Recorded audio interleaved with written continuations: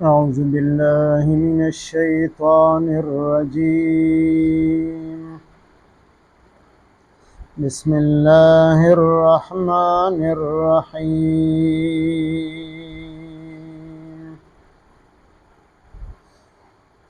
إذ قالت الملائكة يا مريم إن الله يبشرك بكلمة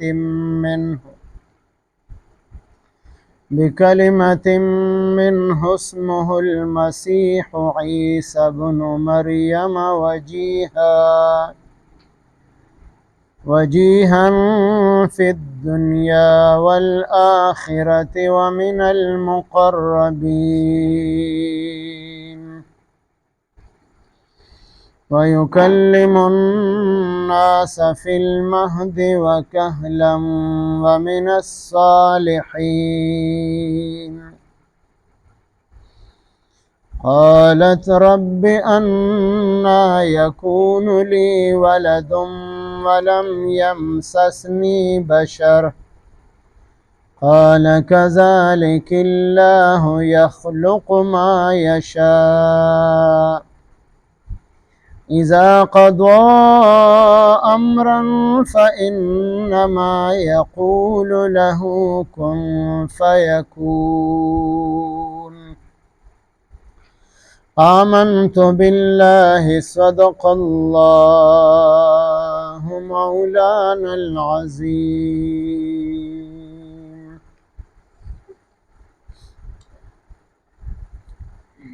سورہ آل عمران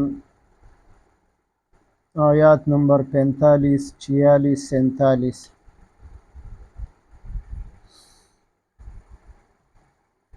فرشتے راغلی حضرت مریم بی بی ته او هغې ته د یو زوی بشارت او خوشخبری ورکړه او د هغې پرورش او تربیت په یو پاک ماحول کې د مسجد اقصی په دینی ماحول کې د هغې تربیت شوی و، په هغې کې لویه شوې وه او چې کله بلوغ ته ورسېده بالغه شوله او د غسل ضرورت ورته پیښ شو. نو کومه کوټه چې مسجد اقصی کې د دې دپاره خاص وه د هغې نه بهر د بیروني دیوار چې کومه کونه وه کم ګوټو نو په هغې کې ټاټ ځوړند کو د پردې دپاره ساده زمانه وه په هغې کې غسل وکړو کپړې واچولې او چې د پردې نه بهر ووته نو یو ښایسته شکل او صورت والا انسان ولاړ دی نوجوان. دا حضرت جبرائیل علیه السلام او د انسان په شکل کې راغلی و. مریم بی بی ته پته نه وه چې دا فرشته ده. هغې پې د انسان خیال او ګمان وکړو نو ورته وویل چې د الله نه ویرېږه او دې ځای نه اخوا شه، ځکه خیال یې دا وکړو چې دا خو انسان دی نو چې دی دلته راغلی دی نو ضرور دی په بد نیت باندې او په بده اراده باندې راغلی دی. نو په سورې مریم کې دغه واقعه ذکر کړې ده انی اعوذ بالرحمن منک ان کنت تقیه. زه د الله په ذات سره ستا نه پناه غواړم که ته متقي انسان یې د الله نه یریدونکی نو فورا د دې ځای نه لرې شه. نو جبرائیل علیه السلام ورته وویل چې زه انسان نه یم، زه فرشته یم او تا ته د یو زوی زیری در کوم چې تا ته به الله پاک زوی درکوي. نو مریم بی بی تعجب کې شوه، حیرانه شوله چې زما خو نکاح نه ده شوی او عموما اولاد چې پیدا کیږي نو یا د نکاح په وجه باندې پیدا کیږي او یا د بدکارۍ په وجه باندې پیدا کیږي، نو زما به څنګه اولاد پیدا کیږي؟ نو جبرائیل علیه السلام ورته د الله پاک حکم وورو چې الله پاک اراده کړې ده چې بغیر د نکاح کولو نه تا ته الله پاک یو زوی درکړي او د هغه نوم به عیسی علیه السلام نوم ورله هم الله پاک کېښودو او تخلیق او پیدایش د هغه د الله پاک په یو کلمې سره په لفظ کن سره وشو. هغه روح د عیسی علیه السلام جبرائیل علیه السلام راوړو او مریم بیبي ته په ګریوان کې پوکې ورکو او د هغې بیا حمل شو. او چې کله اولاد پیدا کېدو وخت راغی نو مریم بیبي انتهایی پریشانه شوله چې دا خلق به اوس ماته څه وایي چې دا اولاد دې کوم ځای نه پیدا کو. او هغه شان خلقو هم کړل، بهتان یې ولګو، الزام یې ولګو چې ستا خاندان دا خو ټول پاک خلقو، نیکان خلقو، او دا بچی چې ستا پیدا شو دا تا د کوم ځای نه پیدا کو. نو الله پاک حکم راولېږو چې ته خبرې مه کوه، ته جواب مه ورکوه، د ماشوم ته اشاره وکړه نو دی به جواب ورکړي. نو عیسی علیه السلام د مور په غیږ کې دی د معجزې په طور باندې خبرې شروع کړې. انی عبد الله، زه د الله بنده یم، آتانی الکتاب وجعلنی نبیا. دا په سوره مریم کې د الفاظ ذکر دي چې الله پاک به ماته یو آسمانی کتاب انجیل راکړي او الله پاک به ما پیغمبر جوړي، زه د الله بنده یم. نو ماشوموالي کې د الله د بندګۍ اقرار وکړو دې دپاره چې دا خلق ورته بیا خدای ونه وایي، د خدای زوی ورته ونه وایي، دریم خدای ورته ونه وایي، چې د ابتدا نه د ماشوموالي نه داسې خبرې وکړي چې هغه خبرې عموما خلقو د پوخ عمر په حالت کې چې عقلمند وي انسان وي نو هغه شان خبرې کوي. نو د عیسی علیه السلام د ماشوموالي په حالت کې خبرې کول او بیا د هغه په ځوانۍ کې خبرې کول دا دواړه یو شانتي وي. د ماشوموالي په حالت کې خبرې کول دا د عیسی علیه السلام معجزه وه. اذ قالت الملائکة، یاد که هغه وخت چې وویل فرشتو. خبرې خو جبرائیل علیه السلام کولې، په نور معاون فرشتې ورسره هم وي په ملګرتیا کې، ځکه د فرشتو دپاره د جمع صیغه ذکر کړې ده چې ټولو فرشتو وویل، حالانکه خبره یوې فرشتې کړې ده. یا مریم، اے مریم بیبي، ان الله، بشک الله پاک، یبشرو کې زیر درکې تا ته بکلمتن د یو کلمې منه د خپل جانبه.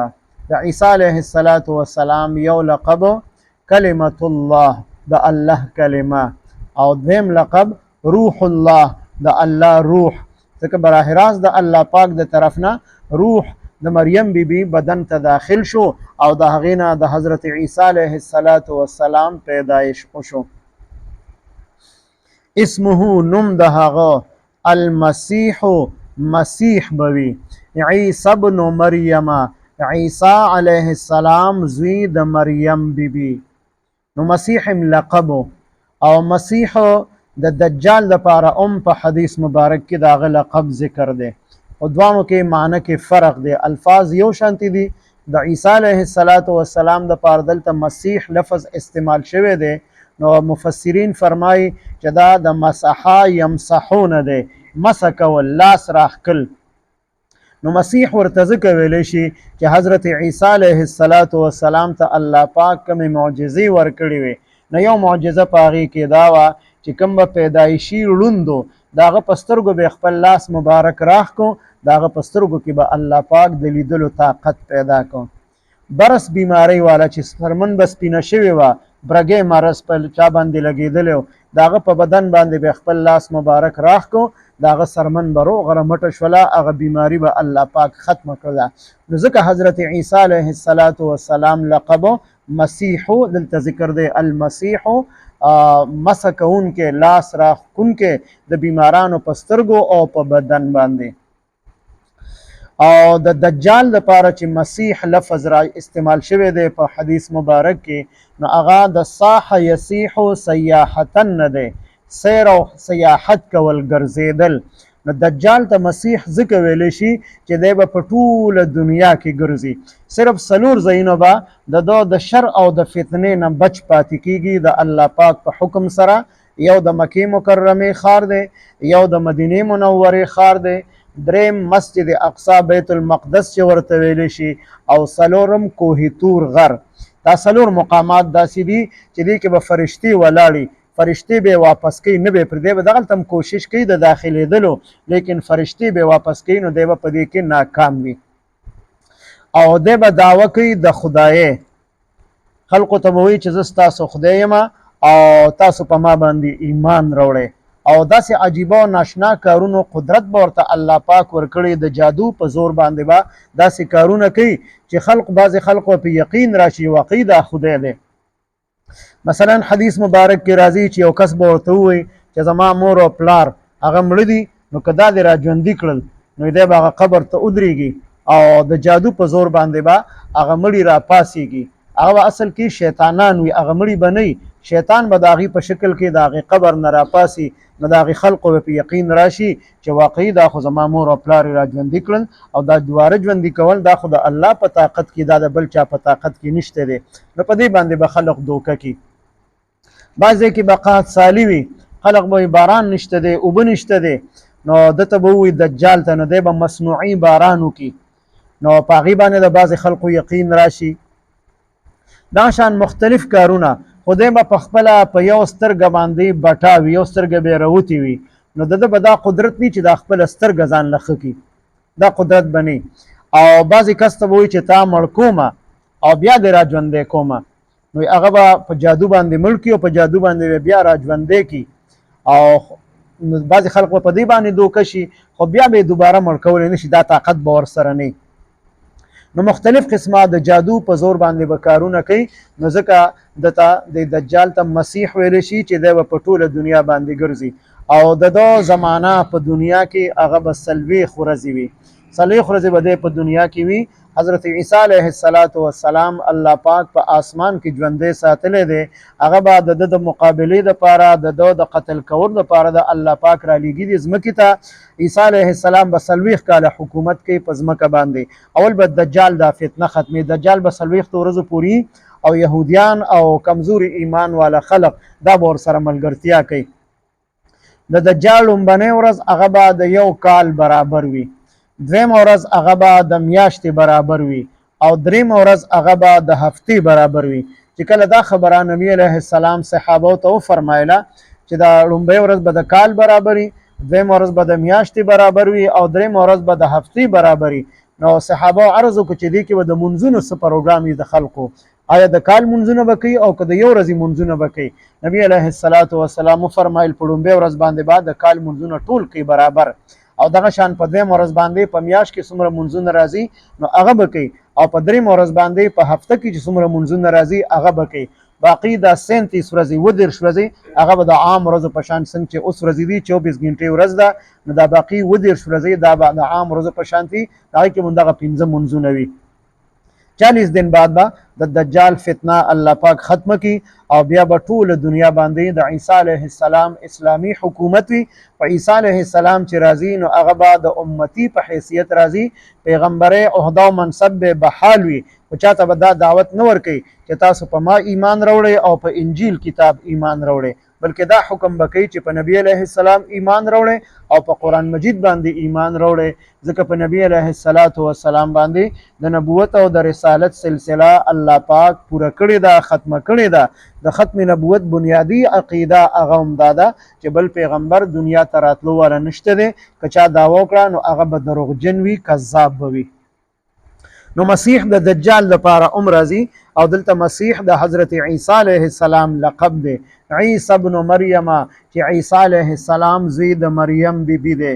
د مور نوم یې ذکر شو چې بغیر د پلار د واسطې نه الله پاک پیدا کړی دی. وجیها فی الدنیا والآخرة، وجیها مخورز بوي، لوی مرتبه والا بوي، فی الدنیا په دنیا کې، والآخرة او په آخرت کې هم.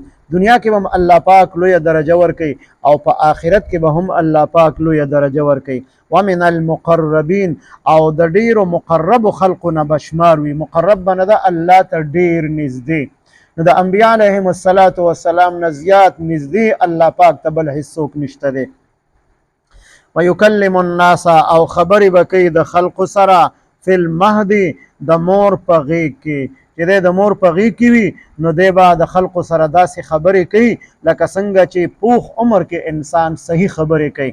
نو عیسی علیه السلام د ماشوموالي په حالت کې د مور په غیږ کې خبرې کړې دي، او د خلقو د اعتراضونو جواب یې ورکړی دی. وکهلن، او د ځوانۍ په عمر کې، کهلن هغه عمر ته ویلی شي چې هغه د 30 او د 40 کالو په منځ کې وي، نو دغه عمر ته کهلن ویلی شي په عربی کې. عیسی علیه السلام د 33 کالو په عمر کې الله پاک اسمانونو ته ژوندې خېجولی دی. نو دا د ځوانۍ زمانه وي. نو په دغه زمانه کې چې څنګه خبرې کولې نو هغه شان خبرې د ماشوموالي په حالت کې کړي دي. نو په پوخ عمر کې خبرې کول دا خو څه عجیبه او ناشنا خبره نه ده، دا خو ټول خلق کوي. اصل خبره بیانوي د ماشوموالي په حالت کې د مور په غېږ کې د خبرو کولو. خو دا د ځوانۍ د خبرو کولو ذکر دې دپاره کړی دی چې د عیسی علیه السلام د ماشوموالي په حالت کې خبرې هغه د ماشومانو په شان نه وي. څنګه چې ماشومان خبرې شروع کړي او سمې خبرې نشي کولی، واضح او صفا نشي ویلی، دغه شان خبرې د عیسی علیه السلام نه وي، بلکې داسې خبرې وي څنګه چې د ځوانۍ په حالت کې او د عقل او د هوش او د حواس په حالت کې انسان سمې خبرې کوي. دغه شان خبرې عیسی علیه السلام د مور په غېږ کې کړي دي. ومن الصالحین او دی به په صالحانو نیکانو خلقو کې شمار وي. نو حضرات انبیا علیهم السلام د هغې نه څوک نیکان صالحان زیات کېدی شي. نو چې دا زیری حضرت جبرائیل علیه السلام مریم بیبي ته وورو نو هغه حیرانه او پریشانه شوله. قالت مریم بیبي وویل رب ای زما ربه انا یکون لی ولدن، انا څرنګې یکون لی پیدا بشي زما ولدن یو زوی، چې دا کوم زیری ماته ملو شو د زوی چې ستا به زوی پیدا کیږي نو دا به څنګه کیږي. ولم یمسسني حالان کې لاس نه دی لګولی ماته بشرن هیڅ یو انسان، نه په نکاح سره او نه په بد ارادې سره. نو بیا به اولاد څنګه پیدا کیږي؟ ځکه چې اولاد پیدا کیږي خو یا نکاح انسانو کی او یا بدکاریو کی نو اولاد پیدا شي. نو نه خو ما نکاح کړی ده او نه ما بدکاری کړی ده. قال فرشتي ورته په جواب کې وویل کذالک همدارنګې ده چې تا تبا بغیر د نکاح کولو چې تا نکاح هم نه ده کړی او بدکاری دې هم نه ده کړې، ته بالکل پاک او صفای هم په داسې حال کې به الله پاک تا ته زوی درکوي. او بیا د هغې صفایي او براعتو حضرت عیسی علیه السلام د مور په غېږ کې بیان کړ چې زما دا مور دا بالکل پاک او صفا ده. الله یخلق الله پاک پیدا کوي ما یشاء هغه څه چې ارادې وشي. د الله پاک اراده شوې ده چې تا ته الله پاک هم په دې حالت کې یو زوی درکړي. اذا قضا امرا هر کله چې فیصله وکړي د یو کار کولو الله پاک فانما یقول له نو یقینا چې وفرمایي هغه ته هغې کار ته کن اوشه. دا کن هغه کلمه ده چې کوم مخکې ذکر شو بکلمت منه چې کلمه د الله پاک د طرف نه، نو دا په لفظ کن او په کلمې د کن سره الله پاک پیدا کړی دی. او الله پاک چې د کم کار اراده وکړي نو هغې ته کن ووایي فیکون نو هغه وشي، هغه په وجود کې راشي. اذ قالت الملائکة یاد که هغه وخت چې وویل فرشتو یا مریم ای مریم بیبي ان الله یبشرک بشک الله پاک زیر درکوي تا ته بکلمتن د یو کلمې منه د خپل جانبه اسمه چې نوم د هغه المسیح مسح کوونکی یعنی لاس راښکونکی د بیمارانو په سترګو او په بدن باندې. نو دا لقب شو او خپل نوم دی عیسی ابن مریم، عیسی علیه السلام زوی د مریم بیبي. وجیها مخورز بوي فی الدنیا په دنیا کې والآخرت او په آخرت کې هم ومن المقربین او الله پاک ته په نږدې خلقو کې شمار وي. ویکلم الناس او خبرې به کوي د خلقو سره فی المهد په حالت د غیږ کې وکهلا او په حالت د ځوانۍ کې ومن الصالحین او په نیکانو خلقو کې به شمار وي. قالت مریم بیبي وویل رب ای زما ربه انا یکون لی ولدن زما به څنګه زوی پیدا شي ولم یمسسنی بشر حالان کې لاس نه دی لګولی ما ته هیڅ یو انسان. قال نو فرشتي ورته په جواب کې وویل کذالک همدارنګې ده چې نه د نکاح کړې ده نه د بدکاري کړې ده. الله یخلق الله پاک پیدا کوي ما یشاء هغه څه چې ارادې وشي، بس د الله اراده شوې ده چې تا ته زوی درکړي. اذا قضا امرا هر کله چې فیصله وکړي د یو کار کولو فانما یقول له نو بېشکه ووایي هغه څیز ته هغې کار ته کن اوشه فیکون نو هغه وشي.